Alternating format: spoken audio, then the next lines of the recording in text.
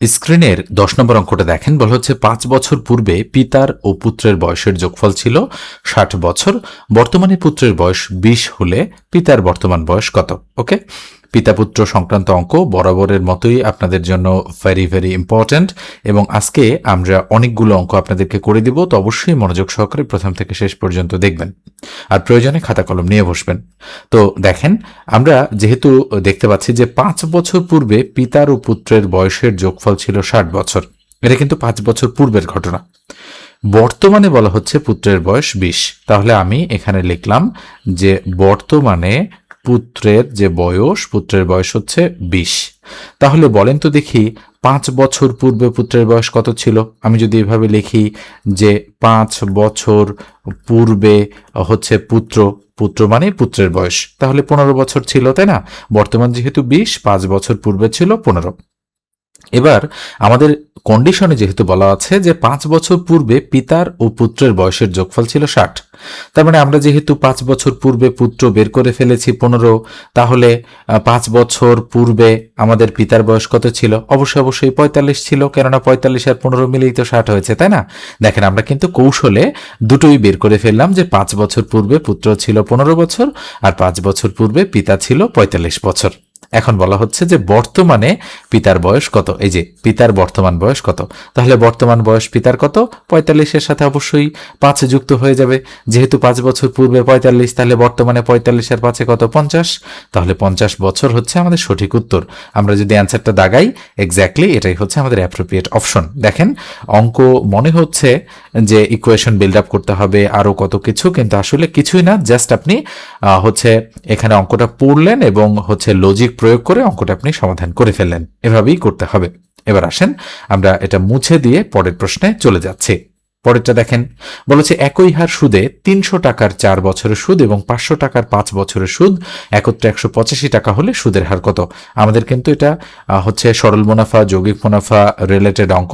তো এখানে যেহেতু কোথাও যৌগিক মুনাফা কথাটা বলা নেই, তাহলে আমরা বলতে পারি অবশ্যই এটা হচ্ছে সরল সুদের অঙ্ক। তাহলে আমাদের যেহেতু সুদের হার বের করতে বলেছে, আমরা সুদের হারকে কিন্তু আর দ্বারা প্রকাশ করি, অর্থাৎ আর ইকুয়াল টু হোয়াট। তো মনে রাখবেন, হার যেহেতু বলা আছে, হার মানে হচ্ছে প্রতিশতে, অর্থাৎ যেখানে আর বসবে তার নিচে অলওয়েজ কিন্তু 100 থাকবে। এটা একটু আমি শুরুতেই বলে দিলাম আপনাদেরকে।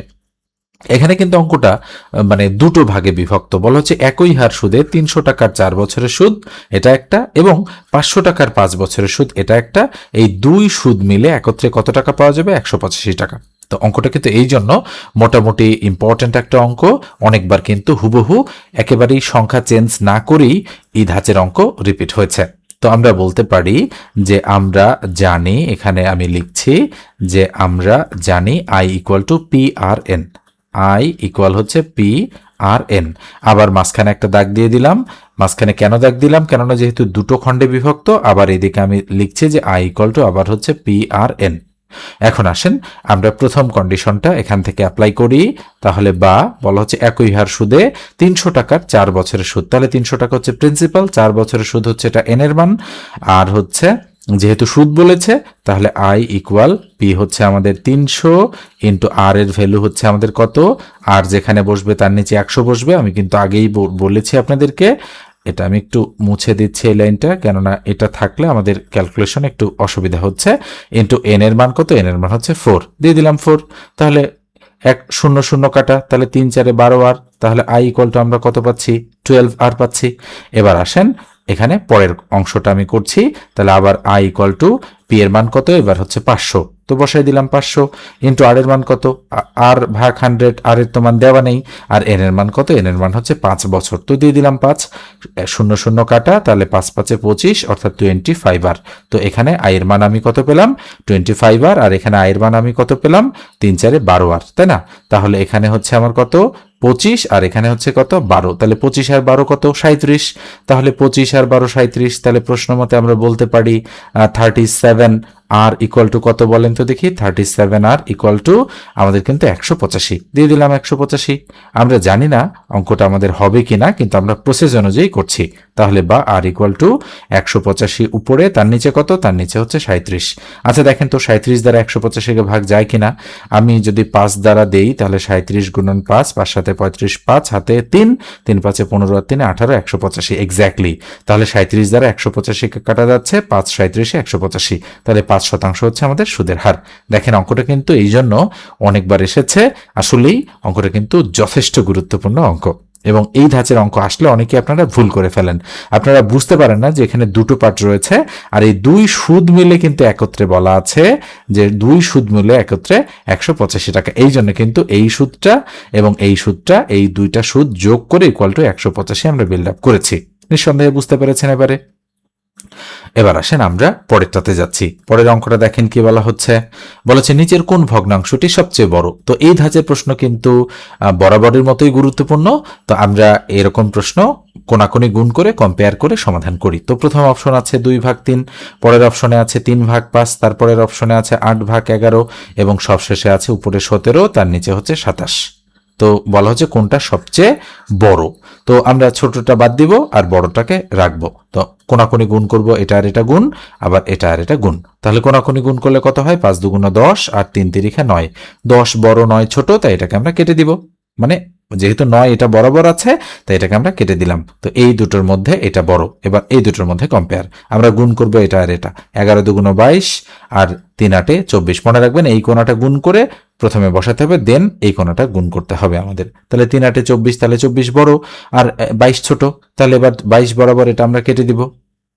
এবার এই দুটোর মধ্যে কম্পেয়ার হবে, তাহলে 8 আর 27 আমরা গুণ করব। তাহলে 27 আর 8 গুণ করলে কত হয়, 7 8 56, 6 হাতে কত 5, 8 2 16 আর 5 কত 21, তাই না? তাহলে 21 বসাই দিলাম এখানে, কত দুঃখিত 216 হচ্ছে, যেহেতু 21 বসে 216 হয়েছে। এবার আসেন 11 আর 17 গুণ, তাহলে 17 আর 11 গুণ করলে 17 1 17, এক ঘর ক্রস, আবার 17 1 17, তাই না? তাহলে 7 7 আর 8 1 187, তাহলে হয়ে গেল 187। বড় হচ্ছে এটা, তাই নিঃসন্দেহে আমরা এটাকে ক্রস করতে পারি। 8/11 আমাদের কিন্তু সবচেয়ে বড় ভগ্নাংশ। ঠিক আছে, আমরা যদি অ্যান্সারটা দাগাই, এক্স্যাক্টলি এটাই হচ্ছে আমাদের সঠিক উত্তর। আমি তাড়াহুড়ো করছি কেন, কারণ এমসিকিউ টাইপের পরীক্ষায় কিন্তু আপনাদের এভাবেই খুব দ্রুত বুঝে বুঝে সমাধান করতে হবে, এই জন্য আমিও দ্রুত সমাধান করে দিচ্ছি। এবার আসেন আমরা পরেরটাতে যাচ্ছি। বলছে একটি গাড়ির চাকা প্রতি মিনিটে 12 বার ঘোরে, চাকাটি 5 সেকেন্ডে কত ডিগ্রি ঘোরে? তো মনে রাখবেন একটা গাড়ির চাকা কিন্তু এরকম, অর্থাৎ একটা বৃত্তের মতো হচ্ছে একটা গাড়ির চাকা। তাহলে এই গাড়ির চাকাটা হচ্ছে প্রতি মিনিটে 12 বার ঘুরতেছে। আচ্ছা প্রতি মিনিটে 12 বার মানে কি? প্রতি মিনিটে মানে হচ্ছে 60 সেকেন্ডে ঘুরে হচ্ছে আমাদের 12 বার। তাহলে বলেন তো 1 সেকেন্ডে ঘুরবে কয়বার? অবশ্যই উপরে 12, তার নিচে 60। এবার বলা হচ্ছে 5 সেকেন্ডে কতটুকু ঘুরবে, তাহলে 5 সেকেন্ডে ঘুরে এবার 12, এই 5 উপরে চলে যাবে আর তার নিচে তো 60 আছেই। তো আমরা যদি গুণ করি 5 12 60, উপরেও 60 নিচেও 60, তাহলে কাটাকাটি করলে থাকবে 1, তো একবার। তাহলে যেহেতু 5 সেকেন্ডে একবার ঘুরতেছে, তাহলে একটা সার্কেল কমপ্লিট করা মানে কি 360 ডিগ্রি ঘুরবে। আমরা তো জানি একটা বৃত্ত মানেই 360 ডিগ্রি, তাই 360 ডিগ্রি হচ্ছে আমাদের সঠিক উত্তর। আমরা যদি উত্তরটা দাগাই, এক্স্যাক্টলি ক নম্বরটাই কিন্তু অ্যাপ্রোপ্রিয়েট অপশন। এবার আমরা এটা মুছে দিচ্ছি, মুছে দিয়ে আমরা 14 নম্বর অঙ্কে চলে যাচ্ছি। বলেছে ক ও খ একত্রে মিলে একটি কাজ 12 দিনে করতে পারে। ক একা কাজটি 20 দিনে করতে পারে, খ একা কাজটি পারবে 25 দিনে, 30 দিনে, 35 দিনে নাকি 40 দিনে। তো খুবই সহজ অঙ্ক, আমরা শর্টকাট মেথডেই সমাধান করব। দুঃখিত একটু প্রবলেম হয়েছিল। তো দেখেন আমি লিখে দিচ্ছি, যেহেতু ক ও খ একত্রে মিলে করে 12 দিনে, তাহলে আমরা বলতে পারি ক ও খ একসাথে করে, মানে একদিনে করে 12-র 1 অংশ, তাই না? তাহলে এবার আসেন ক একা করে 20 দিনে, তাহলে ক একা একদিনে করবে কতটুকু, 20/1 ভাগ।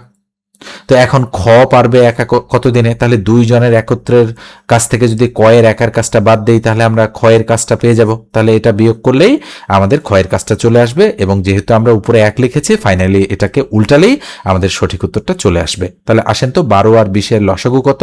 আমরা যদি লসাগু করি, 12 1 12, 12 2 24, 3 12 36, 4 12 48, 5 12 60, হ্যাঁ 60 হচ্ছে আমাদের লসাগু। কিভাবে বের করলাম? মুখে মুখেই কিন্তু লসাগু বের করা যায়, আপনারা একটু ক্যালকুলেশন করে বের করে নেবেন। তো 5 12 60, 5 1 5 বিয়োগ 3 20 60, 3 1 3, তাহলে উপরে থাকলো 2, তার নিচে থাকলো 60। আমি যদি কাটাকাটি করি 2 1 2, 30 2 60, তাহলে 1/30। আমি কি বলেছি? ফাইনালি আবার উল্টাই দিতে হবে, যেহেতু 12 ছিল 1/12 লিখেছি, 20 ছিল 1/20 লিখেছি, তো 1/30 আছে, আমরা এবার উল্টাই দিব, হবে হচ্ছে 30 দিনে। তো আমাদের কাঙ্ক্ষিত সঠিক উত্তর হচ্ছে 30 দিনে। খ নম্বর অপশনে রয়েছে, আমরা যদি অ্যান্সারটা দাগাই এক্স্যাক্টলি এটাই হচ্ছে আমাদের অ্যাপ্রোপ্রিয়েট অপশন। দেখেন, এভাবেই কিন্তু প্রশ্নপত্রের মধ্যেই শর্টকাট মেথডে আপনার অঙ্কগুলো করতে হবে। এবার আসেন আমরা 15 নম্বর অঙ্কে চলে যাচ্ছি। দেখেন 15 নম্বরে বলা হচ্ছে নিচের সংখ্যাগুলোর মধ্যে কোনটি ক্ষুদ্রতম সংখ্যা। এবার সবচেয়ে ছোট কোনটা আমাদের বের করতে বলা হচ্ছে। আসেন, দেওয়া আছে √0.3, 1/3, 2/5 এবং 0.3, তাই না? তো এই যে সংখ্যাগুলোর মধ্যে সবচেয়ে ক্ষুদ্রতম সংখ্যা বের করতে বলেছে কোনটা, তো আমি 0.3 লিখলাম, তারপরে লিখলাম 1/3, তারপরে লিখলাম 2/5, তারপরে লিখলাম 0.3। তো আমরা এই দুটোর মধ্যে কম্পেয়ার করে বড়টাকে বাদ দিয়ে দিতে পারি, যেহেতু ছোটটা বের করতে বলেছে। তো আমি একটু কম্পেয়ার করি, 1/3 আর 2/5, তো এই কোণাটা গুণ করলে 5 1 5 আর 3 2 6, তাহলে অবশ্যই 5 ছোট আর 6 বড়, তাহলে বড়টাকে আমরা বাদ দিয়ে দেব, যেহেতু ছোটটা বের করতে বলেছে।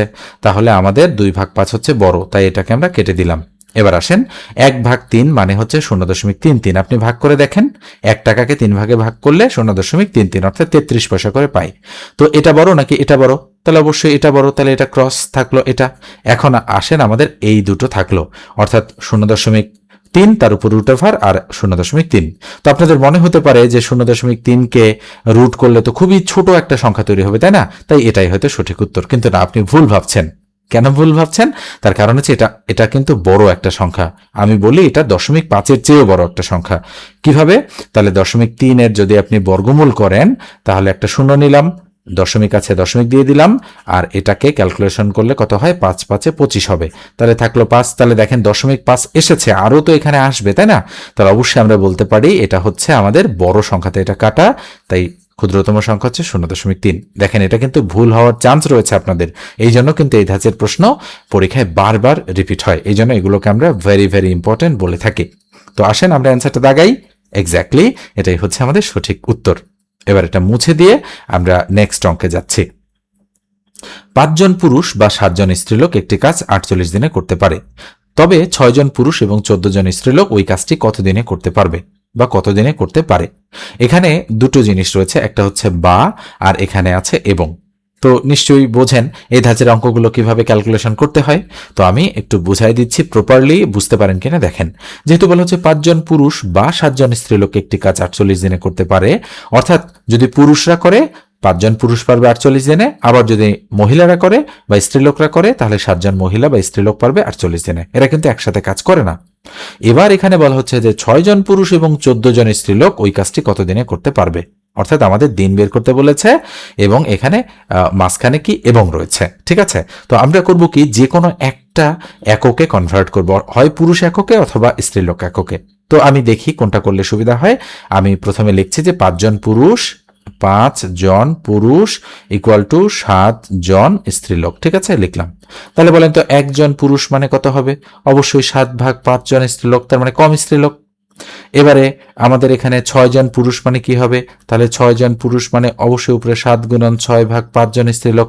এখানে দেখেন কাটাকাটি যাচ্ছে না, যেহেতু যাচ্ছে না সেক্ষেত্রে আমরা এটা দিয়ে অঙ্কটা করলে একটু প্রবলেমে পড়বো, তাই আমরা লাইনটাকে একটু উল্টো করে লিখবো। এভাবে কিন্তু আপনি বুঝবেন, আমি কিন্তু প্রপারলি বোঝাতে চাচ্ছি বিধায় কিন্তু এভাবে আপনাদেরকে লিখে দেখালাম যে এভাবে হচ্ছে না। তাহলে আপনি এবার লাইনটা উল্টো করে লিখবেন, আপনি লিখবেন এভাবে 7 জন স্ত্রীলোক ইকুয়াল টু হচ্ছে আমাদের 5 জন পুরুষ। ওকে, এবার আসেন 1 জন স্ত্রীলোক মানে হচ্ছে 5/7 জন পুরুষ। এবার এই 14 জন স্ত্রীলোক মানে কত হবে? 14 জন স্ত্রীলোক মানে উপরে 14 গুণন 5, তার নিচে 7, এবার কাটাকাটি যাচ্ছে, 7 দুগুণ 14, তাহলে 5 দুগুণ 10 জন পুরুষ। কিন্তু তাহলে আমরা বলতে পারি 14 জন স্ত্রীলোক মানে 10 জন পুরুষ। এবার আমরা অঙ্কটা কিন্তু করতে পারবো। তাহলে আমরা অঙ্কটা কি দিয়ে করলাম? আমরা 14 জন স্ত্রীলোককে কিন্তু কতজন পুরুষ বানালাম? 10 জন পুরুষ। এখানে এখন 10 জন পুরুষ আছে। এই 14 জন স্ত্রীলোকের জায়গায় 10 জন পুরুষ, তাহলে 10 জন পুরুষ আর 6 জন পুরুষ, তাহলে মোট 16 জন পুরুষ কত দিনে করতে পারবে সেটা বের করব। তাহলে আমরা এবার পুরুষ একক দিয়ে অঙ্কটা করব, যে 5 জন পুরুষ পারে 48 দিনে। এভাবে লিখবো যে 5 জন পুরুষ পারে কত দিনে, ইকুয়াল টু 48 দিনে। তাহলে একজন পুরুষ ওই কাজটা করতে পারবে কত দিনে বলেন তো দেখি, অবশ্যই বেশি দিনে, তাহলে বেশি মানে গুণ 48 গুণন 5। এবার আসেন 16 জন, কেন এই 10 আর এই 6, 16 জন পুরুষ পারবে ওই কাজটা করতে কত দিনে, তাহলে 16 দ্বারা ভাগ হয়ে যাবে, তাহলে 3 16 48, 3 আর 5 গুণ করলে 3 5 15 দিন। ঠিক আছে, 15 দিন কোথায় আছে, এই যে খ নম্বর অপশনে। তাই এটাই হচ্ছে আমাদের অ্যাপ্রোপ্রিয়েট অ্যান্সার। মানে নিঃসন্দেহে আপনি বুঝবেন যে আপনার অঙ্ক হয়ে গিয়েছে, তবে অঙ্কটা করতে জানতে হবে, কোন দিকে করলে ভগ্নাংশ আসবে, কোন দিকে করলে সহজভাবে করতে পারবেন, এগুলো কিন্তু অঙ্ক করতে করতে আপনার শেখা হয়ে যাবে। এবার আসেন এটা মুছে দিয়ে আমরা নেক্সট অঙ্কে যাচ্ছি। তো এই পর্যায়ে বলি, আমি শিক্ষক নিবন্ধন এবং হচ্ছে সমাজসেবা অধিদপ্তরের জন্য, পাশাপাশি প্রাইমারির যারা প্রিপারেশন নিচ্ছেন এবং এমসিকিউ টাইপের গণিতগুলো যারা প্রিপারেশন নিচ্ছেন তাদের জন্য একটা কোর্স লঞ্চ করব সামনে। একটা ব্যাচ আমি অলরেডি শুরু করেছি, আর একটা ব্যাচে ভর্তি নিচ্ছি। আপনারা যদি ভর্তি হতে চান 01642702760 এই নম্বরে হোয়াটসঅ্যাপে টেক্সট দিয়ে যোগাযোগ করবেন। কোর্স ফি হচ্ছে মাত্র 510 টাকা এবং পরীক্ষার পূর্ব পর্যন্ত আপনি কিন্তু শিখতে পারবেন হচ্ছে এমসিকিউ টাইপের চাকরির গণিত। পাশাপাশি আমি রিটেন অংশটাও কিন্তু আপনাদের সঙ্গে যতটা সম্ভব আলোচনা করার চেষ্টা করব।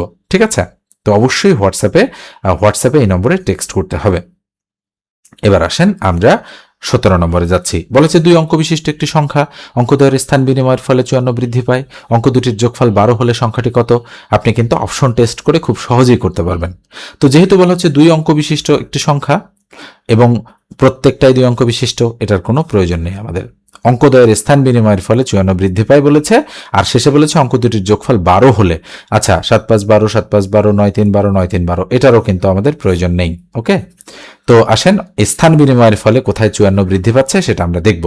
তাহলে 57 স্থান বিনিময়ের ফলে 75 হচ্ছে, 75 স্থান বিনিময়ের ফলে 57 হচ্ছে, 39 স্থান বিনিময়ের ফলে 93 হচ্ছে, 93 স্থান বিনিময়ের ফলে 39 হচ্ছে। খেয়াল করে দেখেন, এখানে কিন্তু বলেছে বৃদ্ধি পায় স্থান বিনিময় করার ফলে, তো এটাও বৃদ্ধি পাচ্ছে, এটা হ্রাস পাচ্ছে, তো এটা হবেই না। এটা বৃদ্ধি পাচ্ছে, এটা হতে পারে, আবার এটা হ্রাস পাচ্ছে, এটা তো হবেই না। তাহলে আমরা দেখতে পাচ্ছি যে দুটো অলরেডি আমরা কেটে দিতে পেরেছি, অর্থাৎ এটা আর এটা অলরেডি কাটা থাকলো। অপশন এটা এবং এটা, অর্থাৎ ক এবং গ। দেখেন তো ক এবং গ এর ক্ষেত্রে কোনটার সময় আমাদের 54 বৃদ্ধি পাচ্ছে। অবশ্যই আমরা দেখতে পাচ্ছি যে 93 থেকে 39 যদি আমরা বাদ দিয়ে দিই, তাহলে আমাদের 9 আছে 13 মেলাতে 4, হাতে কত 1, 3 আর 1 4, 4 আছে 9 মেলাতে 5। এটার ক্ষেত্রে 54 বৃদ্ধি পাচ্ছে। তাই আমরা বলতে পারি নিঃসন্দেহেই গ নম্বর যে অপশনটা রয়েছে এটাই আমাদের অ্যাপ্রোপ্রিয়েট অ্যান্সার। আমি যদি অ্যান্সারটা দাগাই, এক্স্যাক্টলি এটাই হচ্ছে আমাদের সঠিক উত্তর। তো আজকে আর আলোচনাটা আমরা দীর্ঘায়িত না করি, পরের লেকচারে আরও অঙ্ক করব আমরা। আমি একটু স্ক্রল করে দেখাচ্ছি যে পরের লেকচারে আমরা কোন কোন অঙ্কগুলো করব। আপনারা নিশ্চয়ই অঙ্কগুলো দেখতে পাচ্ছেন, এই অঙ্কগুলো কিন্তু প্রচুর পরিমাণে বিভিন্ন চাকরির পরীক্ষায় রিপিট হচ্ছে। এই অঙ্কগুলোই আমরা সিরিয়াল অনুযায়ী আপনাদেরকে করে দিচ্ছি এবং এখানেই কিন্তু এই অঙ্কগুলো আমি সাজিয়ে রেখেছি, একটার পর একটা আমি এগুলো করে দেব। তো আজকের আলোচনাটা এই পর্যন্তই থাকলো, দেখা হবে পরের আলোচনায়। ভালো থাকবেন, সুস্থ থাকবেন, ধন্যবাদ সবাইকে।